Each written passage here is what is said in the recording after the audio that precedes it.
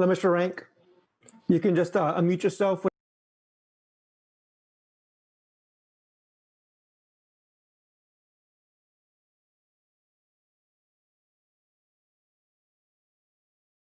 Go ahead and call this regular meeting of the Board of Trustees of Flower Bluff Independent School District to order.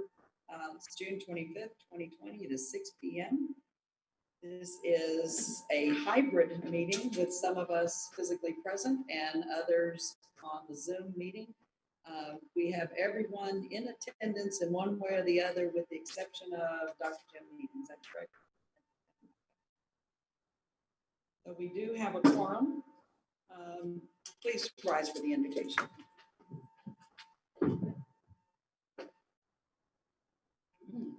Heavenly Father, we thank you so much for the privilege, the honor of just serving this district. We thank you for the blessings that have been bestowed upon it. Father, we ask for your hand in everything. We continue to ask for some sort of normalcy, or at least let us know what the lesson is, Lord. We ask for your wisdom in all the decisions that we make. We ask that you be with all of those who are trying to figure out what it is we do next. We ask all of this in Jesus' name. Now for the pledge. I pledge allegiance to the flag of the United States of America and to the republic for which it stands, one nation, under God, indivisible, with liberty and justice for all. Texas. On the Texas flag, I pledge allegiance to Texas, one state, under God, one indivisible.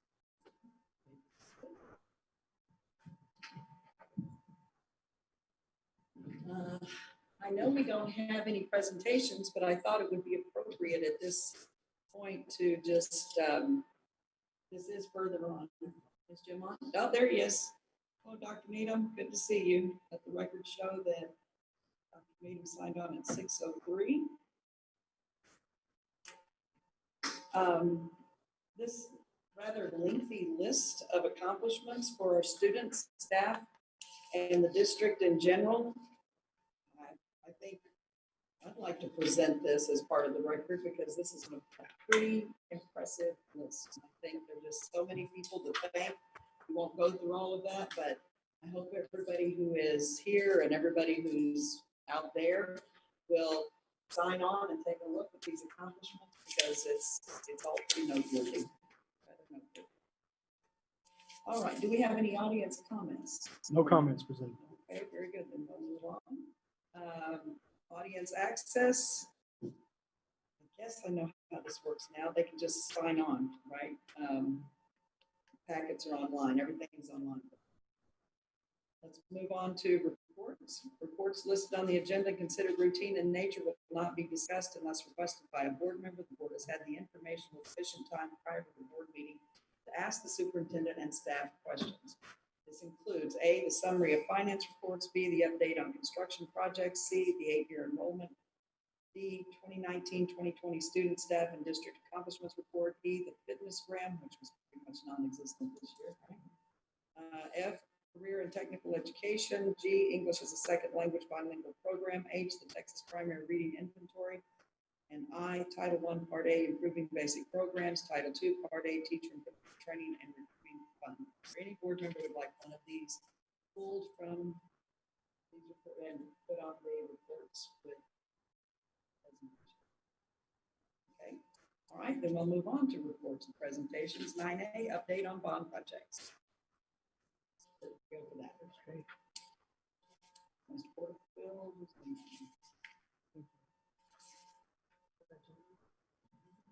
Jay, you hear us? You want to talk for a second? Am I up? I couldn't really hear the audio very well. Mr. Porterfield? Can you hear me? Yes. Okay. Yeah, I couldn't really hear the audio very well. So, okay. Task Order 24, the high school renovations. The project is well underway. All the demolition work has been completed, and new construction has begun in all the areas that were scheduled for the work. That includes the 500 wing vocational area, the 800 wing. We're replacing all the ceilings and light fixtures. The nurses area / security, and also the 300 wing. There are 4 classrooms we are updating, and also the 2 courtyards in the middle of the building. So far, everything appears to be on schedule, and things are looking pretty good. That's what we like to hear. I had a chance to walk through everything about a week and a half ago with Mr. Crenshaw, because he was kind of scheming and dreaming, bringing UP over, where he's going to put this and that. And things will come along probably right where they need to be. So good work. Madam President, I'm sorry to interrupt. I don't know if you can hear me or if you'll recognize me. We can hear you. Go ahead. Okay. There's a huge audio difference between when Mr. Porterfield is speaking and when anybody else, the president or the superintendent, has been speaking. For those of us on Zoom, it would be really helpful if we could resolve that somehow.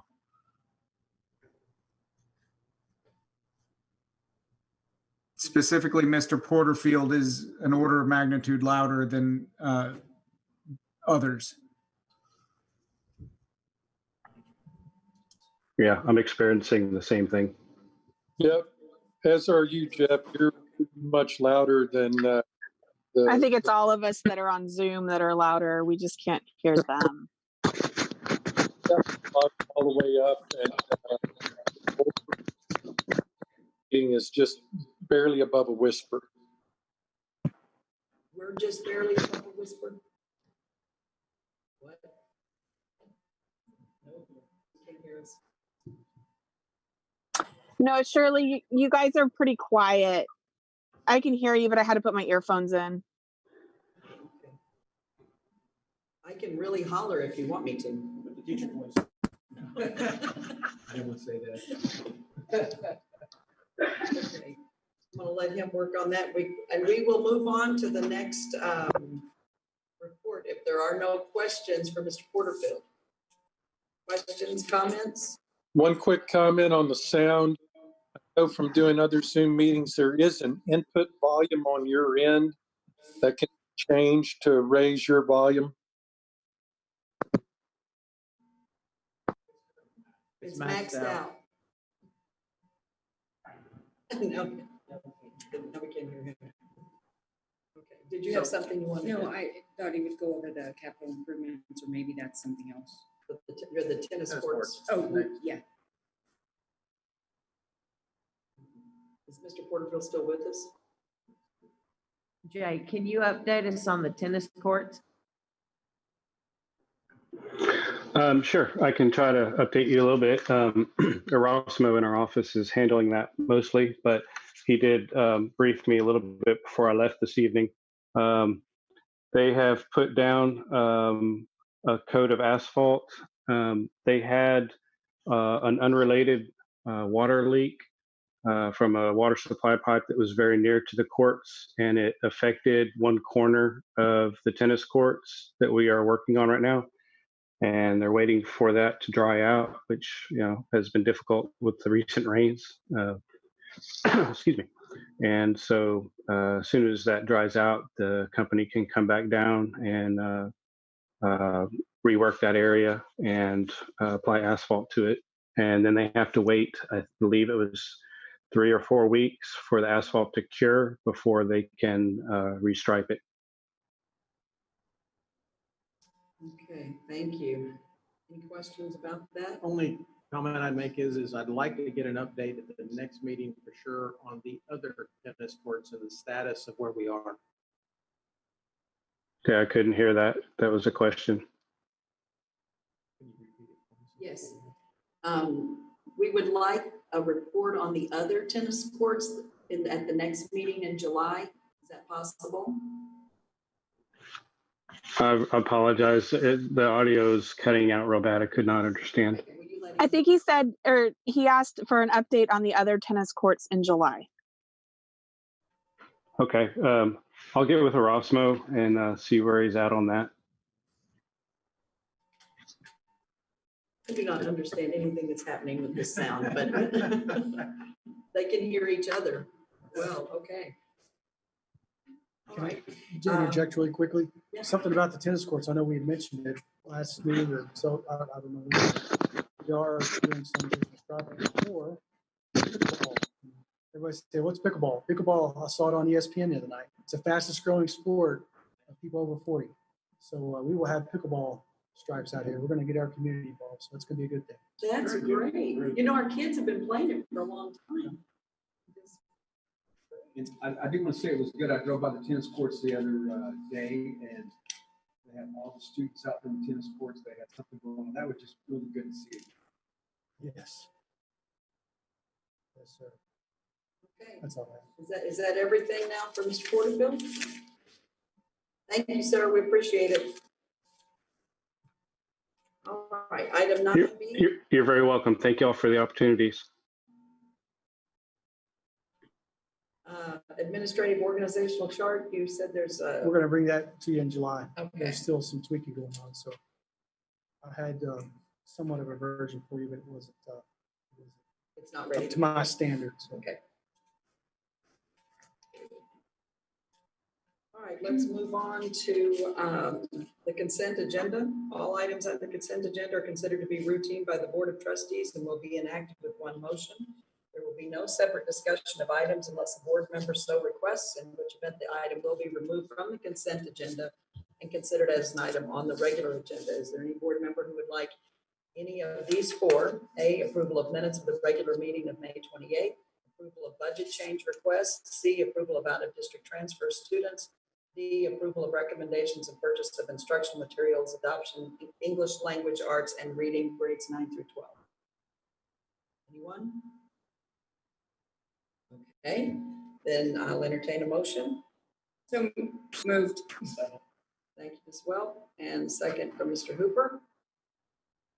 Any questions or comments? All in favor? Just raise your hands. There we go. Very good. Okay. Let's move on to action item 11A. Discuss and approve an order authorizing the issuance of Flower Bluff Independent School District unlimited tax refunding bonds, taxable series 2020, approving and authorizing the sale thereof, approving and authorizing the execution of all instruments and procedures related thereto, delegating authority to certain designated district officials to approve all final terms with respect to the sale of the bonds, and calling certain bonds for redemption. Is that you, sir, or Louis? This is Victor Kyoga, our financial advisor. I didn't think we were going to get to see him tonight, and he calls me last night and says, "Hey, I'm going to be there." So Very good. welcome, Victor. Good to see you. Likewise, I'm the president of the board, Dr. Thank you for having me here this evening.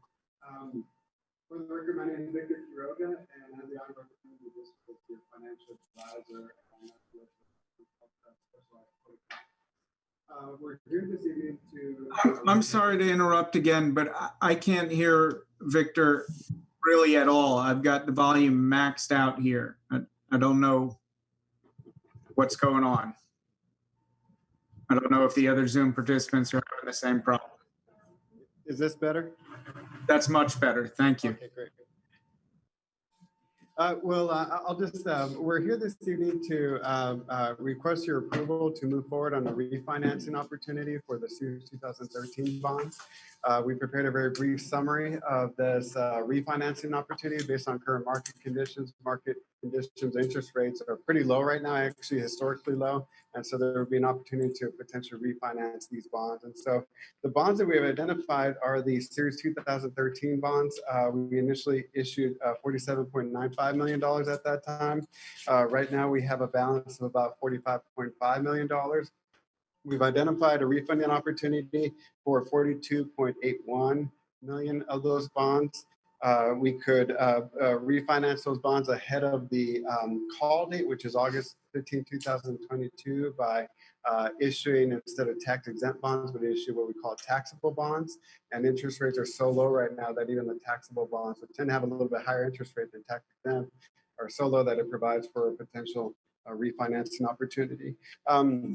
So the action that you're considering this evening will allow myself and the administration to continue the process of preparing the offering documents so that we could go into the market and lock in an interest rate and lock you in a lower interest rate. And so we provided on the next page, page 2, an overview of this refinancing opportunity. Currently, if we were to just keep the bonds as is, the interest rate that we would continue to pay is 4.58%. That's a fixed interest rate. There's a potential to refinance those bonds at a lower interest rate of about 2.46 right now. And that'll generate interest cost savings of about $8.9 million over the life of the remaining bonds. When we look at these refinancings, we not only look at the interest cost savings that we're able to produce by lowering that interest rate, we look at the net present value savings ratio. Right now, it's close to about 16%. So the higher that ratio, the better that refinancing is going to be.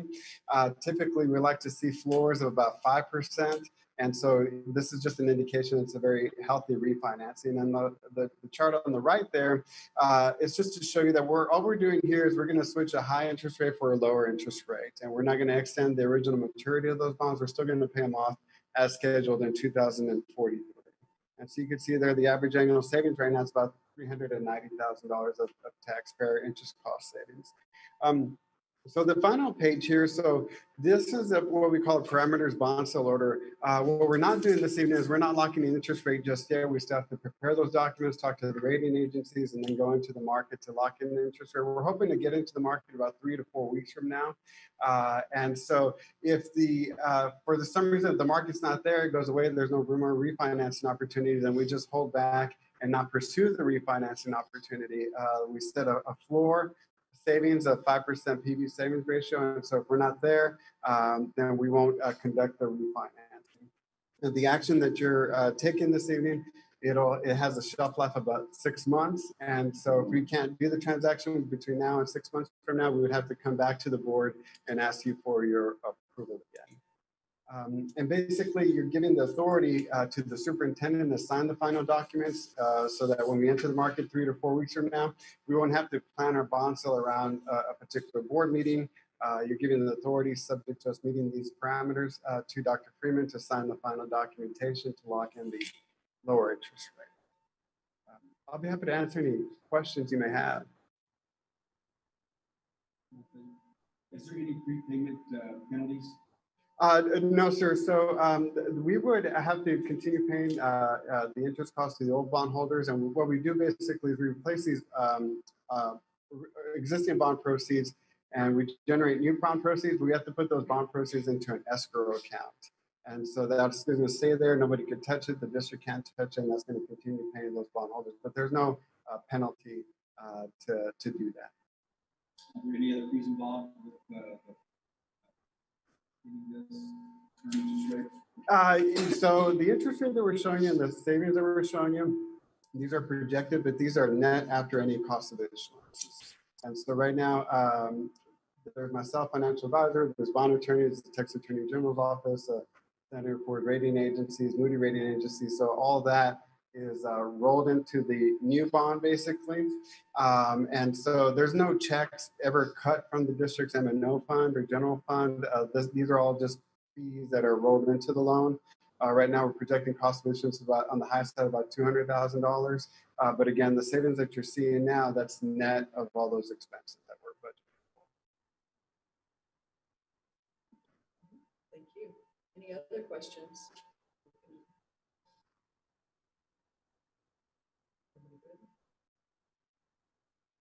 I think this is quite an opportunity. Yes, it is. The market is very interesting right now. I'm trying not to think about it too much because I don't want to jinx it. Yes. Okay. First of all, thank you for bringing this to us. And if there are no other questions or comments, then I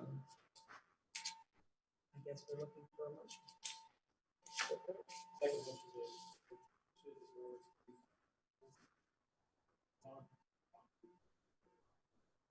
Thank you, Mr. Hooper.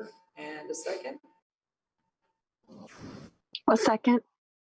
Was that Nicole? Thank you. Yes. Peters? Any other questions or comments? All in favor?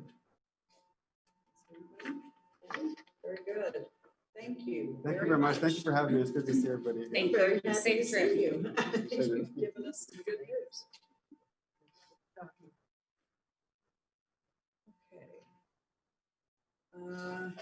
Now we will move to item 11B. All right. Consider approval of board resolution regarding policy FFAA local. And who gets this one? Okay.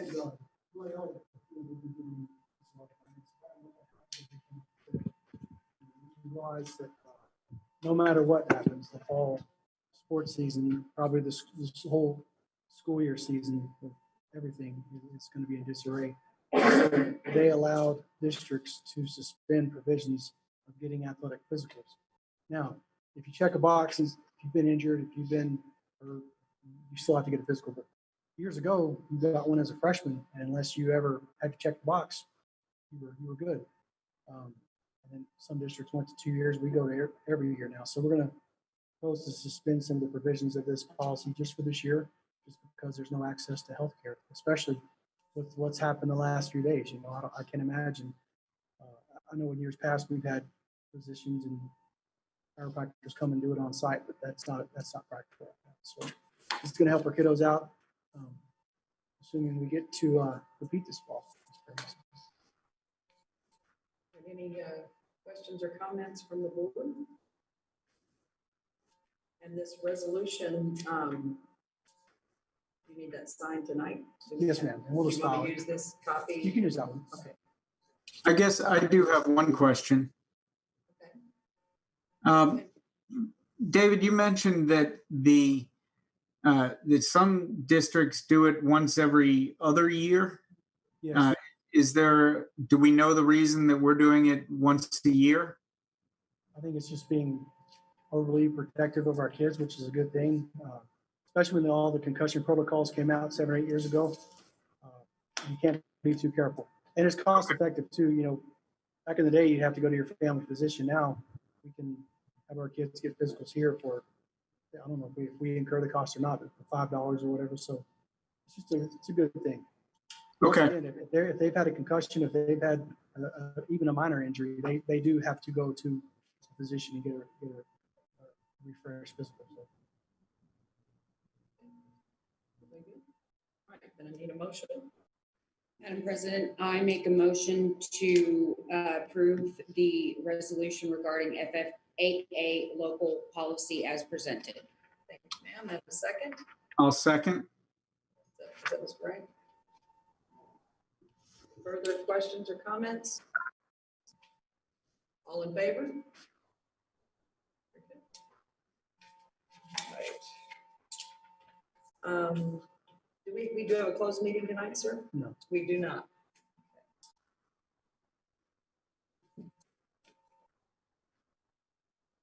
All right, then let's move on to personnel recommendations.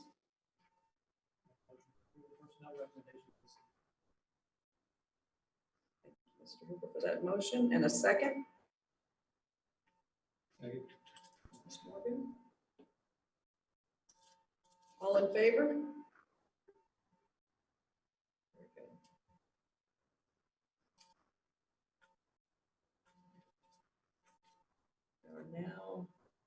We're now ready to go into the budget workshop. Is that correct?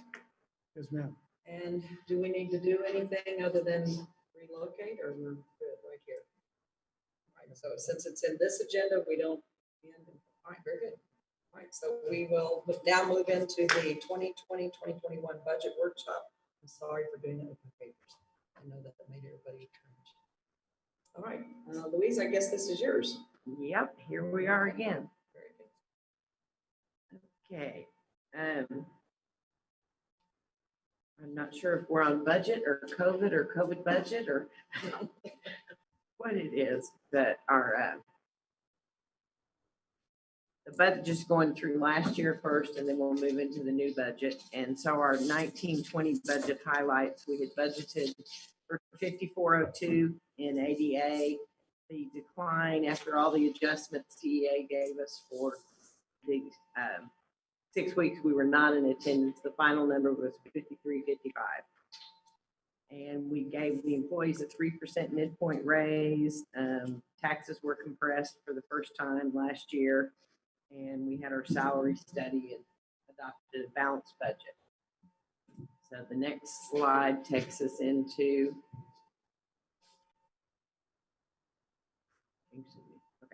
the revenue projections. And these are our best estimates at this time. I can tell you that the revenue and expense projections in our current environment are difficult. It's not what you expect over the years of experience you have. It's like what's going on now. So I'm surprised our tax collections have remained steady, that we really haven't had a dip in the rate of tax collections. So we're projecting we'll be a little beyond budget than that. Local revenues, obviously with the closure, we're going to be fairly short in that. We didn't have facility rentals. We didn't do all of our athletic events. We didn't have summer school tuition. We didn't provide summer services, any of those things. Now, oddly enough, our state revenues are up because we talk about the ADA, but part of what House Bill 3 did was change the way our students are funded. And there are so many more. There's the early education allotment. There's dyslexia. There's all these weights. So we have less children, more weights, increased funding. We'll take it. Yeah. So, and it just, we don't have all the numbers buttoned down yet, even because the numbers aren't available. It's almost after the year's done. So that's our best estimate at the time. And our federal revenues are down because of, we've talked previously, our charge services aren't being provided to students. We're not transporting them and providing medical services. And so that's going to be down. So overall, we're going to be 63,000 above what we budgeted to the good, but then we have to make the ESSER adjustments we talked about from the CARES Act.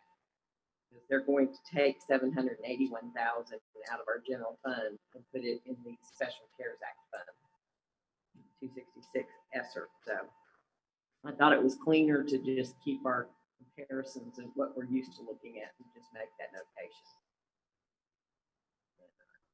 Expenses. Oh, yeah. Boom. There. On the expense side, being closed, we have a lot of salaries we didn't pay.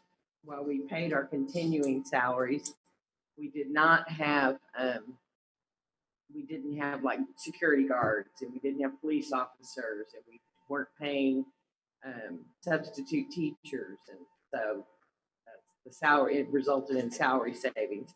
And same thing in contracted services. We weren't paying crossing guards. We weren't paying Garda to come pick up cash. We weren't providing, unfortunately, we weren't able to provide some of the contracted services that we give students because they couldn't do it over Zoom. Supplies, we bought a few COVID things along the way on that. And so we're a little overspent in supplies from where we expected to be, and travel we're under because we stopped student travel, training travel, everything came to a halt in March. So there's a savings there. And again, the capital, we're a little over from COVID expenses on that. But net, it's about a 1.1 million unspent. But again, we have to take away the 781,000. So on the next slide,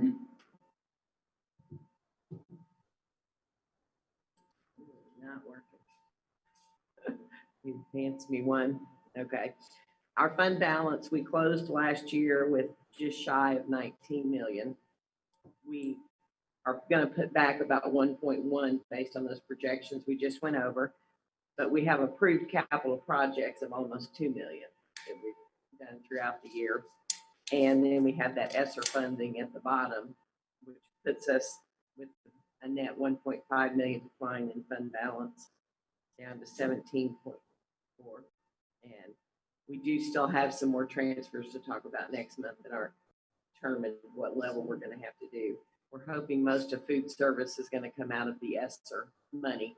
And so that won't be another transfer, but we may have transfers for other funds. about that. But healthy fund balance is 12.5, so we still have a fund balance. We're still. Wait, I've got a question about that. Sure. It says there on that slide, optimum balance is approximately 12.5. There's nothing wrong with having excess in there. I know that might sound like a silly question, but. Absolutely not. Okay. Well, because the fund balance is the only recourse we have for, you know, a sinkhole in a tennis court that had to be fixed. Right. I guess I was just confused because it said optimum instead of, you know, okay. Instead of I got it. minimum or Yeah, minimum. That's, thank you. yes, having it. Well, the bonds are guaranteed by the permanent school fund, which keeps our, yes, it does. So, yeah. Okay, next slide is just a reminder of our challenges in child nutrition. It's not really new information. I want to keep it out there. And next slide. This is our annual report where we put our ADA over our income and expenses, and our HB3 did raise some funding for us. So we do have some higher revenues finally with expenses to go with it. Our ADA is still kind of limping along. We got the transfers we needed, but then we didn't have the attendance we needed. And so if we ever get to come to school, I'm sure that attendance will be a focal point. And all of the different methodologies for determining attendance this next year. I mean, is that? Do you want to touch that one? You don't have to. I'll do that to him. Okay. Yeah, I mean, basically, they haven't told us. They have given us some guidance that, given us some minutes we have to meet. They've introduced synchronous learning and asynchronous Say learning. that again. Yes, 3 times fast, Yeah. right? And they've given us a minute guideline that is definitely at least achievable, I would say, but they haven't told us anything about students in the class, if you're blended, if you're doing, you know, every other day, what goals we're going to have to meet to have them funded.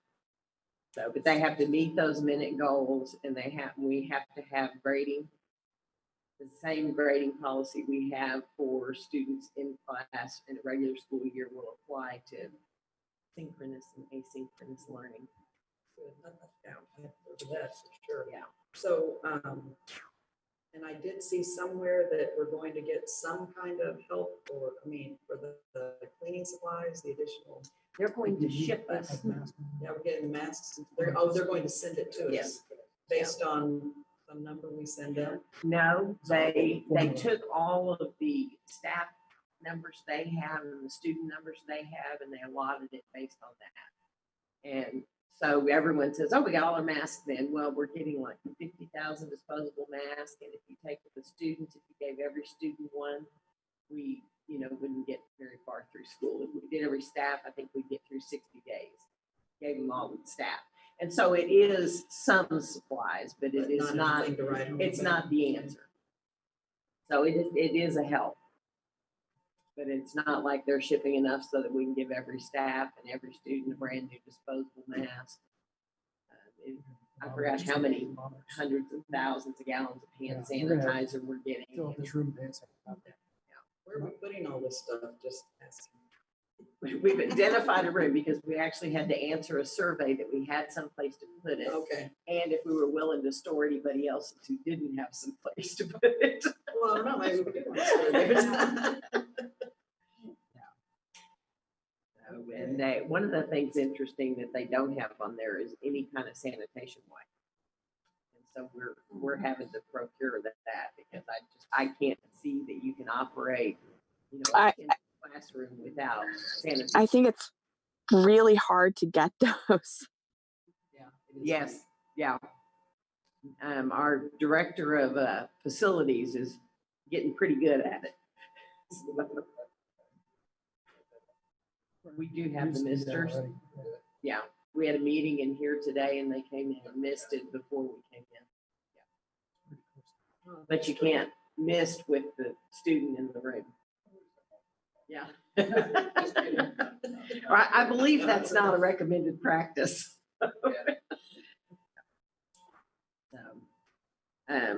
We're still processing transfers on our ADA for next year. Everything I've done in the budget just is right now is assuming that we have the same ADA we finished the year at.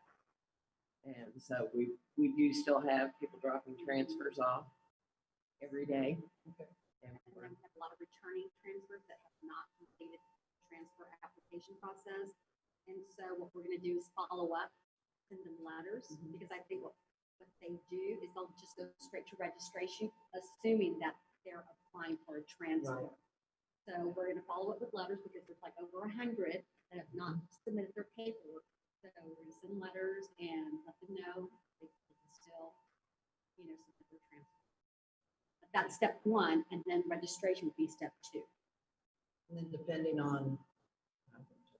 Well, and I guess we'll be in a little different position because we will have registration before the next board meeting. Yes. And so we'll have a better idea of ADA going into that board meeting than we have ever had. So. Can I ask a question? I'm not hearing what you guys are talking about right now, but just about what we're using to clean the classrooms and misting and that kind of stuff. This is all stuff that is like, I don't know, EPA approved, and we have safety data sheets on them that are available to everybody. Like okay. Yes, I can't tell you what's on them at this moment, but yes, we have the safety data sheets and they have them trained on them. And we made a move into using the misters probably a year and a half or 2 years ago with the flu seasons that we were experiencing.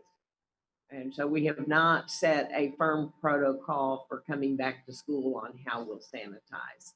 But we currently, in the past, if there's an outbreak in a school of a lot of flu cases, they'll go in and sanitize all the rooms with the night custodians. So we have been using those products for a while. Okay, thank you so much. To Jerry's question, the commissioners' meetings on Tuesdays and Thursdays, they're not giving us what we need. They give us a little bit, but not what we need. But he was very specific on Tuesday saying, you can have your little exclusive online academy next year. And this 1 year. And some districts all over the state they've done it for years. They have their own online presence. If we do it right, if we design it right, which we don't quite know what it's going to look like, I really think we could get 100 to, I'm hoping we could pull some kids. The reason that I asked the question is because I've heard some dissatisfaction from other districts with the way that they've approached the last couple of months. And so, with that being the case, it would really be nice as a board member to be able to say, have I got a deal for you? And sell them on what Flower Bluff is offering, because they're not happy that they won't get grades. So I'm thinking we ought to push that. We're going to push it as far as we can. Enrollment ADA equals money. Yes. And we'll see here at the end of the presentation, we need kids. We're going to scratch and fight and try to get the best kids we can to be a part of this academy. And one of the things we are going to be required, I was going to speak on it during some bid comments, but we do have to provide an strictly online presence. I have about 1,100 survey responses. A lot resolved when I come back. And my biggest concern as superintendent is I see all these K-12 education commercials, and I see these, and they're Pearson. And I see these other districts that are flying under that other flag. They've already got it set up, and they've been doing it for years. And I would hate to see us lose kids. We want them here. There are. So Getting what we have to offer, which is great. yes. So that's the $1 million, multiple $1 million question right David, now. is there somebody we can contract right now hire immediately to put that together, make it happen? We had a webinar today at 2:00 in the middle of our thing, and it almost looks like a one-stop shop. It's going to be a significant cost. It looks like everything is there. We can integrate our curriculum. We can pull another curriculum, the teachers, and something they've been very big about is how you track the kids and how you grade them. Because they kind of, if you look back in March, they kind of said, we trust you. We trust that you're going to educate these kids. In fact, I'm going to send in a piece of paper on Tuesday saying, we did this. And we know that we did it, but some districts didn't, and that's where the problem is. So we've got to make sure that what we provide is at least as good or better than anything else out there. Now, I know it's in the Coastal Bend where we need to be, but when you see these little commercials pop on every 30 minutes on all the satellite channels, those are national conglomerates that are teaching within Texas under the auspices of certain school districts. So it's a, a few years ago, they all started fighting for kids because they knew that's where the money was. My concern is if we wait another month. We need to do something before. Based on what we saw today, we're getting a price. I'm going to price it out and see. I'm hoping that's our solution. The bad news is we just don't know what instructional delivery we're going to be able to do. But you can assemble an online system. But we know we're going to have to provide an We gotta online do it system. anyway, so might as well go down the path Yes. and start getting. When I see, 110 grand, 130 grand, especially when you see the last slide in it, I'm like, oh gosh, do we go mortgage a house, to do this? Because in the end, if it works, we get 300-400 kids from the Coastal Bend, and that's well what we want. But And also delivers a better product. it's going to help our kids no matter what. It's just when we get the kids out of the other surrounding districts. They said earlier that the state said for this year, but that doesn't mean that we can't continue that. That's what I worry about, because all the districts that I know that have done that, it takes years to set up that presence. And you have to kind of go through all the hoops and this, that, and the other to have that online presence. I know Lake Worth ISD, I know Hallsville, Huntsville, they do it, but there's got to be a way. I mean, if they come and tell us that we can't do it, I'm going to say, why not? These districts have been doing it for years. Why can't we continue that presence? But the other day, he was very specific. He said, for this year, we can do this, and here's where we are. So as a district of innovation, is that an option for us? I don't know. I don't know if that's easy. Yeah. I was thinking that's about as innovative as you can get. Let me make an observation. There's While we're talking about the cost of this, and I don't know what it is, and I haven't seen that last slide, but that David was referencing, but it seems to me that this is the kind of thing that we don't want to be the last kid on the block to do. Oh, yeah. There's And we need to vet it too. There's a lot of districts that are using this learning system that we saw today, but listen to a vendor for an hour, everything looks like Well, a core bet. that's why I threw out the other option. Go hire somebody that's going to do this together, and that works. I mean, I don't know, maybe that's an option. On site. We know time is of the essence. So we're going to have kids here, or at home, or every other day here, or however they're going to allow us to do it. It's within weeks now. It's not even months. It's August 13th. It's June 25th. I know. So And sir, if we need additional meetings, please. Oh, yeah. It's I can see it happening. Yeah. Sooner than later. You just tell us we're here. Sorry, Louise. That's okay. No, good discussions. Part of the budget process, because it all impacts that end. This is just our spending by objects that we're 82% salaries. Not a lot else. Our tax rate considerations, we looked at this, last month. This is the compressed rate if you don't grow more than 4%. That's what TA is going to give you, the 0.9164. We have 4 golden pennies right now, and there's the additional golden penny that the board, it's a one-time chance that you can vote unanimously to adopt an additional penny for our M&O rate. So the question is, what's a penny? So the next slide tells us what a penny is. To a taxpayer, it's $10 per 100,000 value in the house. And to the district, the taxes provide 340 in revenue. The state rewards those golden pennies and gives us another 3. So it's 680,000. Funny story behind that. Louise came in and gave me the latest numbers, day before yesterday. I said, yeah, but we haven't factored in the penny yet. She goes, yeah, I factored. I just slumped over in my chair. So, the property values, I haven't updated this. We have, the we're all operating in COVID. So the appraisal district is trying to do virtual art and different things. So the information is a little bit slow. So I hope to have some updated information from them at the next board meeting and some detailed projections like we've presented in the past. So our revenue considerations this year. This is the first swing at it. Omar did release one of the new template. So last week or this week. And so I'm sure there's a few bugs we haven't found in it yet, but it's the first version of it. With House Bill 3, many of our calculations aren't known until after the close of the fiscal year. So it's a best guess. For instance, the college career military readiness bonus outcome, we don't know what this year's is. All we can do is project that we'll get the same thing TEA thinks we might get last year. So it's, the property tax values won't be known until next January. We have to do the best estimate we can and put the numbers in there. And we don't know the physical impacts of COVID restrictions on classroom and attendance. I have just budgeted exactly what we ended the year.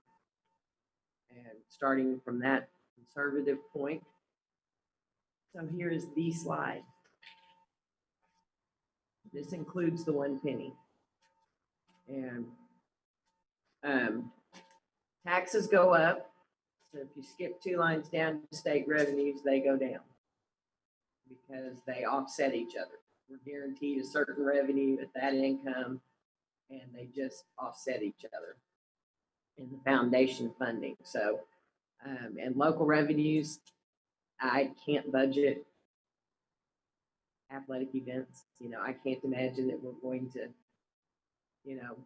have gate revenue from that. Our interest revenues, we started the year last year with 2.3%, and we're at 0.98 now. So I have had to slash our interest revenue projections.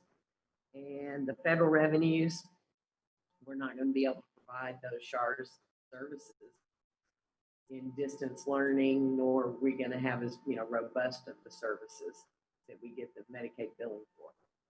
So I've had to decrease that. So that's our conservative first swing. Question?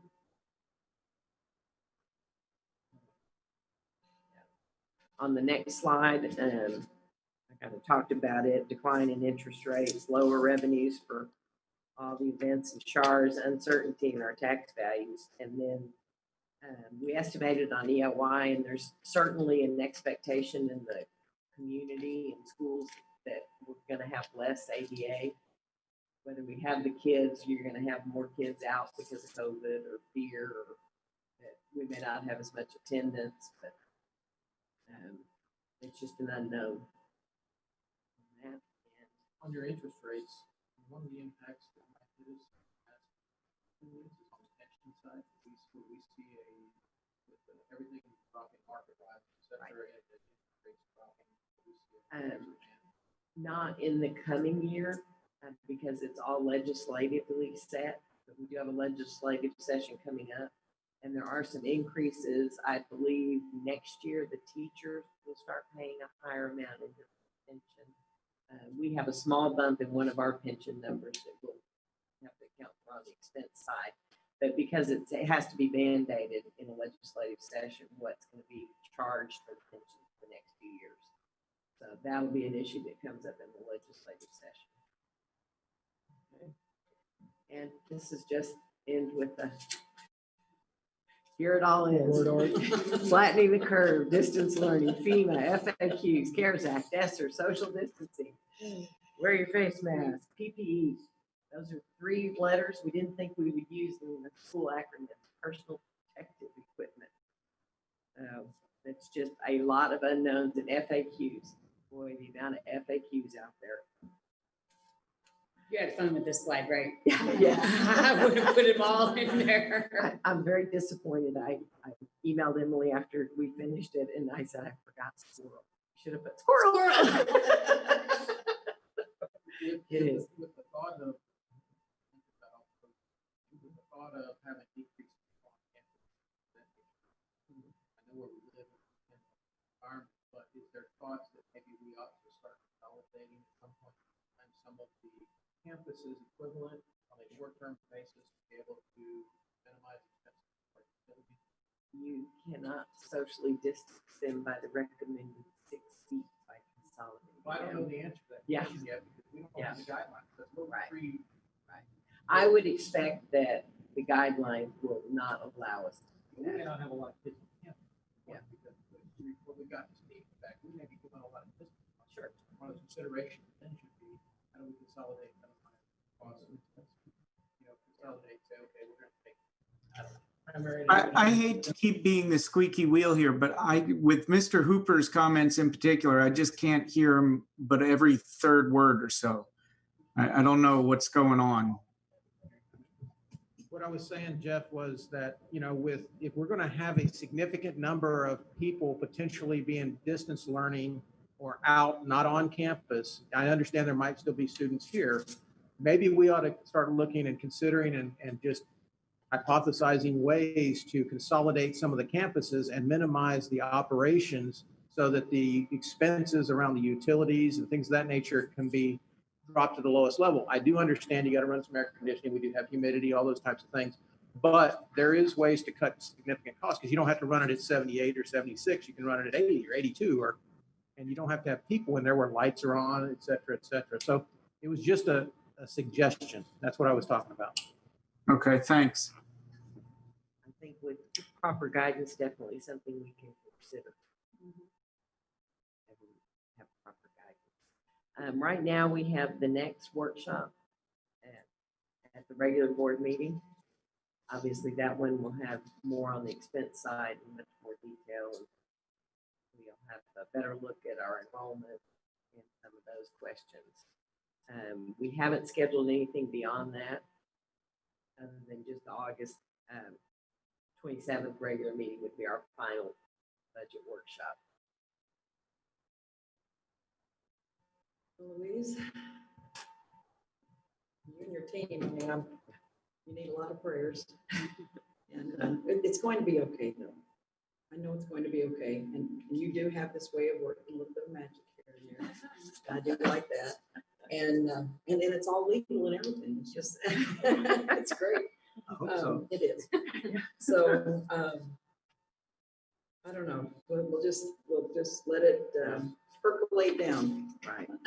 I like the fact that we have a healthy fund balance. That's This excellent. is why you have a healthy fund balance. This is why we have it. It's not gonna last us a long time, but if we gotta put a Band-Aid this year and scale back on a lot of things, then at least we can pay our bills. So we have to say thank you for all the years of just, Being conservative. that's right. That's right. Okay. Wow. All right. Any other questions or comments about the budget? Okay. Well, let us move on to item 15, which is the calendar. The board may set dates for special meetings and hearings and receive information regarding other special dates. So I'm sure we'll be getting a message at some point. If you have any agenda items for July, just contact me or Dr. Freeman. And now let's go on. to- Madam President, I don't know if do you want the agenda items for July now, if we have them now? Sure, Or why do not? you like them in writing? It doesn't have to be in writing, I don't think. Okay, I would just like a report item that sort of the status of COVID in our district and the our response to it, our planned response, what's been going on and what we're planning. And that's number one for my edification, but also I'm sure we've all been getting a lot of questions. Everybody's got a lot of questions, and I think it will help our constituents to be more transparent and tell them everything that we can as soon as we can. So I'd ask for a report item on the status of the COVID-19 pandemic in our district. And are you talking, you have something specific you're just talking about numbers, you're talking about what we're doing in response to the numbers of cases, is that what you're talking about? Well, because it's such a fluid issue, I'm going to kind of leave that what is in that report to the discretion of Dr. Freeman. But yes, those are the sorts of things that I would expect to see. How many staff we have that have been affected. Hopefully we have 0 deaths. But of course, if there were any, any particular concerns that we have, and if we have some more plans about what we're going to do in the coming school year. I mean, I'm going to leave it to the discretion of the administration what should be in that report, but I would like a report item so that we have some latitude to ask some questions and do it in a open public setting. Thank you, sir. So report with the presentation. All right. Thank you, Mr. Rank. We appreciate it. Okay. Are we ready for superintendent comments? Yeah, I'll be brief. Announcements? I've already touched on a couple things. We're just, Jeff's point, we're just waiting patiently, about to be impatiently on guidance. You know, how many kids we can put on a bus, how many kids we have in a classroom, how we can feed them. The teaching and learning, we're all educators. We'll be all right there. I don't question that at all. All the things that we just don't know. There's such an uncertainty. Those are the things we're waiting on every day, and we're not getting answers. My survey that I put out has over 1,100 responses, getting some good stuff there. November election, if that applies to you, we'll call the election in July. But if that applies to you, and you want to run, I've got the paperwork on Monica's desk. And after tonight, we're going to we're not going to totally shut down, but we're going to really go back to where we were in late March, early mid-April, and we're not going to be up here for a while.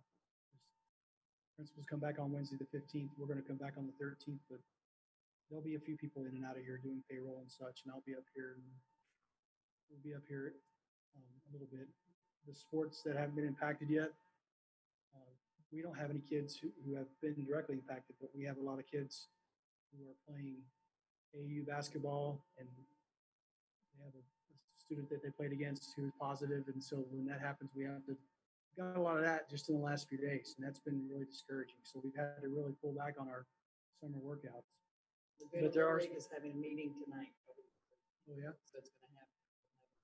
We still have a few activities going. Our phlebotomy students are out to with Belmar at the junior high. I think they only have another week or so. We don't want to pull the plug on them, so we just have to. You know, those are the kids that are wanting to come back and get their hours that they missed.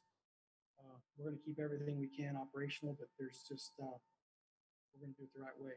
We're not going to take any chances. So we're gonna heavily slow things down for the next 2 weeks here and let things get back to normal. We'll have a few maintenance and custodial doing deep cleaning and such, but it's gonna be a little ghost town up here for a while, as it needs to be. Probably a good idea. You mentioned, David, that you had gotten a lot of responses back. We chatted just briefly before about some of those responses in the year-round school. Yes. It is a overwhelming response of pro year-round school. Yes, everybody wants to do it. And I've really disappointed people because we did what TA asked us to do. We reached out, we solicited their responses. Calendar committee met, District of Innovation committee met and said, I told them, I said, this is a great idea. We'd love to do it, but here's why I don't feel comfortable doing it. And everybody eventually said, that makes a lot of sense. We're going to try to start school in a few weeks when we don't even know what school's going to look like.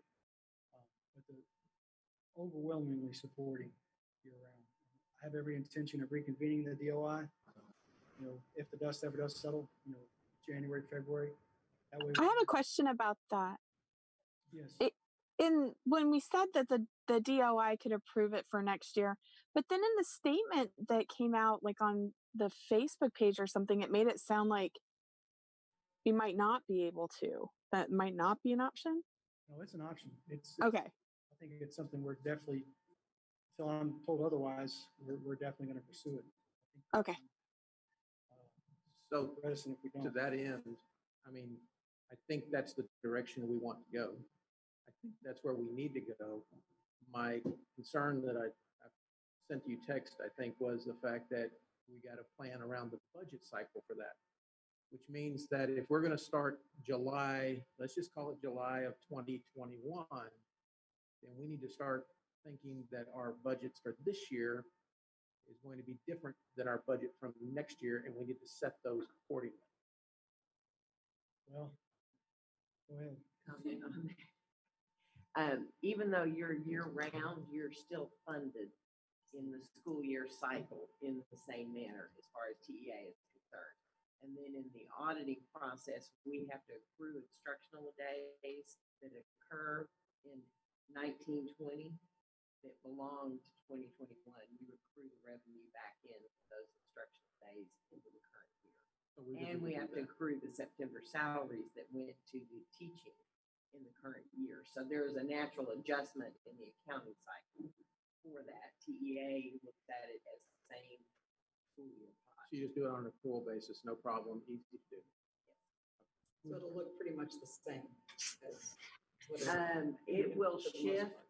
expenses in the first year because you bring teachers back Right. more than you Right. bring students back. And so you can take a one-time hit, but we have in our accruals this year, we'll take a hit because we moved with our District of Innovation, we moved our start date back. So I'm moving revenue and instructional days back into this year. And so I'm going to move more salaries than I do revenue. And we'll do the same thing next year if we approve going to year-round school. And we could always change our fiscal year, which you'll probably fill that water bottle out of. There's What it's worth. there for TRS 7. But there might- retirement. But there might be advantages to doing that. That gives you a little bite out of the apple, though. You know, Well, to consider it. okay, if you look at the uncertainty we're dealing with in this budget process, we would have already adopted a budget with no tax value, no tax rate, no, I mean, just literally, hey, you don't have the numbers, you just adopt a Well, we're budget. not going to do it this year, but Right. there's something we can consider for next year is changing our fiscal year and doing something different. Maybe. I think it makes it highly problematic in the current environment that we're operating because we have to have current year tax values. And I don't even have preliminary before we would start the fiscal year. And so it would, Yeah, August 1st instead of July 1st. Yeah, exactly. There's a whole lot of things spinning out there. We're just gonna, as Ms. Thornton said a minute ago, we're gonna be all right. We're gonna be all right. That's it. That's all I had. Okay. All right, I'm going to start with the Zoom people first. Mr. Rank, you're in my top left corner, so I'm going to start there with you, sir. All right. Well, the first thing I want to mention is thank you to everybody who put so much work into making graduation such a success. I am still really impressed by that. And I just, in this hard time, I mean, it's just a phenomenal thing. And hats off, especially to Dr. Freeman. You said from day one that that was going to be a priority and you made it happen. So well done. And, you know, the other comment that I have is, you know, I'm glad to see that we are following the science and listening to what's going on. I will say that my sense is that there's almost a deafening silence from leadership at government levels above ours. So it is very frustrating that we have this lack of guidance, but where other people fail to act, I want our district to be brave enough to act if that's where the science in our community is telling us that we should go. And I don't know how many of you were able to catch the report that the city and county put on yesterday, but it was an eye-opener. And one of the things that I've been very impressed with and that we're very lucky to have here is that Texas A&M University here with the expertise and the modeling specific to our area. So I'm happy to be working with this board. I'm just super proud of everything that we've done in taking the initiative to do the right thing and following where the science leads us.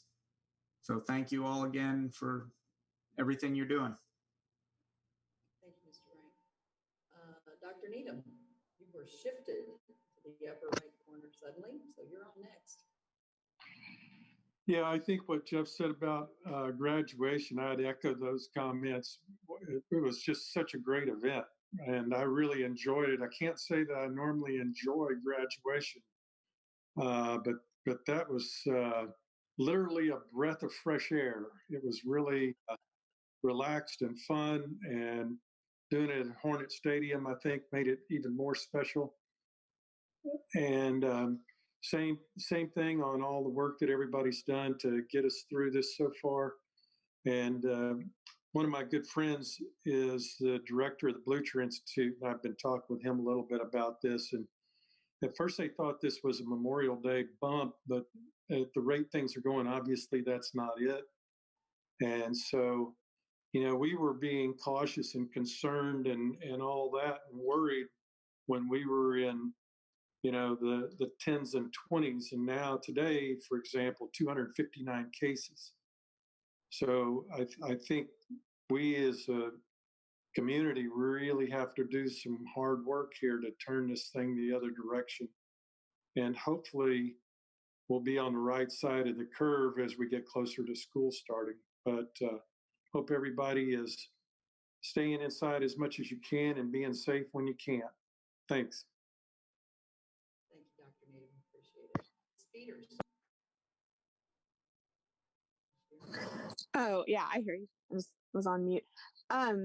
Yeah, I have to say the graduation was amazing. I heard so much great feedback from so many people, parents and students and just community members alike. So that was awesome. And I hope the employees that tested positive are doing okay, and hopefully we don't have any more of that. But I imagine we will. So you guys all take care and stay safe. Thank you. Thank you. And now, Mrs. Welch. Well, I wasn't going to say anything about graduation, but it was so meaningful for me. And I just thank you all for everything that you did for that. And he finally got his diploma today. And so it was very special. But I tried to put that on the back burner. And I'm looking forward now to the future. And I just can't imagine what you all are going through, sitting there, piling through the FAQs, piling through all this new information, sitting on the edge of your chair, waiting for the guidance. And I know that we are innovative. And I agree with Mr. Hooper that we have this one-time shot to get everything together and be on the same page. And I trust that you all are doing the absolute utmost that you can during this uncertainty. And I applaud you, and I do not envy you for the work that you're doing, but I thank you. And I too hope that everyone stays safe. This is getting real. So, Thank you, ma'am. Mr. Hooper. No, I want to echo all of the things that have been said. I mean, the graduation was fantastic. The work that's being put in is great. There's people that, and so when I come across a certain way, I know what I'm coming across as. I've been told I'm the EOP, I'm the equal opportunity pusher. So I push people to look at things differently, and sometimes it comes across maybe negative. I don't want that to be the case. But I'm trying to look for the future and see where we need to go and push us as hard as we can. I know you got it, David. I trust you 100%, but I'm still going to ask the questions. And I want us to be the premier district in the state of Texas. That's where I want us to be. And so I think this is the, you never let a good crisis go to waste opportunity. And this is our crisis of opportunity. And so we take this and we can mold it into what we want and become what we want to be. And in some cases, it's going to take some initial funding that we need to go out and get the right resources, whether it be a person or a company or a contractor. God, I have no issues with that because we're building a better future. So, I wanted to make sure you understood that, but thank you very much for everything. We appreciate it. I know sometimes you're under the gun, and that's just the nature of the beast. I sometimes think that's the only way to be, but thank you very much for everything. Appreciate it, Mr. Hooper. I just want to echo what everybody else is already said, especially Mr. Hooper. We definitely want to be the best district around. And we appreciate all the hard work that y'all have put in. And we look forward to working with you to finish up the budget. And heard a lot of good things about graduation. Matter of fact, I've had several people ask me in the community, can we do this next year? Can we do Including this my every year? granddaughter, yeah. Yes. Yeah. Yes, there's a lot of people that love that good tradition. So you might have started something big. Maybe so. Thank you. Yeah, I'm glad you said that because really and truly, that's a big deal. I loved it. It brought us home and we needed to be home together. And that was, I don't know. I know that everything is going to be fine. I know that we have the best people working on this every day. And if there was anything I could do for you physically, I don't know, for me to just shuffle papers, I don't care. I really, we're here for you. That's what this board is for. And just let us know. Don't hesitate. And we will come together and fix this as a team. And I don't even know what we're fixing yet. You don't either. But, okay. Thank you to everyone. And that said, I think I will entertain a motion to adjourn. Thank you, Mr. Hooper. And the time is 7:12. And I need a second on that, please. Do I need a second? Anybody? Second. A second. Have to have it, yeah. I just like to do it. It's good. Gives everybody an opportunity. All right. And we're all in favor, so we're adjourned at 7:12 p.m. Good night, you guys. Good night. Thank Take you, care. everyone. Hands stretched out, you ready? Yeah, bring it on. On forms.